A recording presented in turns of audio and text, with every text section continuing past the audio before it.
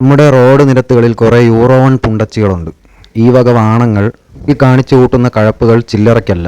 BMW S1000RRും Ducati പാനിഗാലെ V4ഉം super ലെജേരയും ഉള്ള ഓണേഴ്സിന് ഇല്ലാത്തതരം അഹങ്കാരമാണ് ഈ വക വാണങ്ങൾക്കുള്ളത്. ഏതുതരം വണ്ടികളോടും ചൊറിയെടുക്കാനായിട്ട് ഈ വാണങ്ങൾക്ക് ഒരു മടിയുമില്ല. പ്രത്യേകിച്ചും ഹീറോയുടെ സ്പ്ലെൻഡർ ഓടിച്ച് വരുന്നവന്മാരെ കാണുമ്പോൾ ഇവന്മാർക്കൊരു പ്രത്യേകതരം കടി കൂടുതലാണ്. പിന്നെ ഒന്ന് ചൊറിയെടുക്കലാണ്. അങ്ങനെ ഈയിടയ്ക്ക് നടന്നൊരു സംഭവം കൂടെയാണ് എനിക്ക് പറയാനുള്ളത്. PMGയിൽ വെച്ചൊരു യൂറോ 1 പുണ്ട വന്നിട്ട് എൻ്റെ പിറകിൽ വന്നിട്ട് പൊട്ടിച്ച് നിൽക്കുകയായിരുന്നു. അവിടെ നിന്ന് എടുത്ത് ലോഞ്ച് ചെയ്ത് പാളയ സിഗ്നലിൽ കൊണ്ടുവന്ന് നിർത്തി ഒരു തവണ അടിച്ച് കളഞ്ഞു.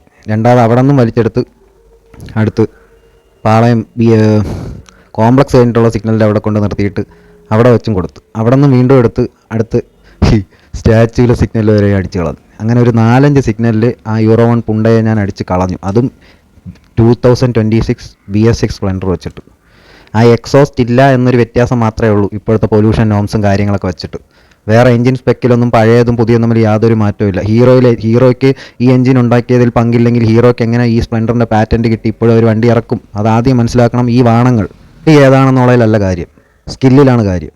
ഗിയർ ബ്രേക്കിംഗ് പോലും പരിചയമില്ലാതെ ബ്രേക്ക് പേടിച്ച് വണ്ടി നിർത്താനായിട്ടിരിക്കണമെങ്കിൽ എല്ലാണോ പടവോ എന്നുള്ള കാര്യം ഇപ്പോഴേ പറഞ്ഞുകൊള്ളുന്നു. അല്ലാത്തതിന് ഈ വക സാധനങ്ങൾ ഒരു ഹെൽമെറ്റ് പോലും ധരിക്കാറില്ല ഈ കണ്ണാപ്പികൾ. ഈ വാണങ്ങളുടെ ഇത്തരം വേഷം കെട്ടുകൾ അനുഭവിച്ച ആൾക്കാരുണ്ടെങ്കിൽ തീർച്ചയായും കമൻറ്റ് ചെയ്യണം എന്ന് ഞാൻ താഴ്മയായി അഭ്യർത്ഥിക്കുന്നു.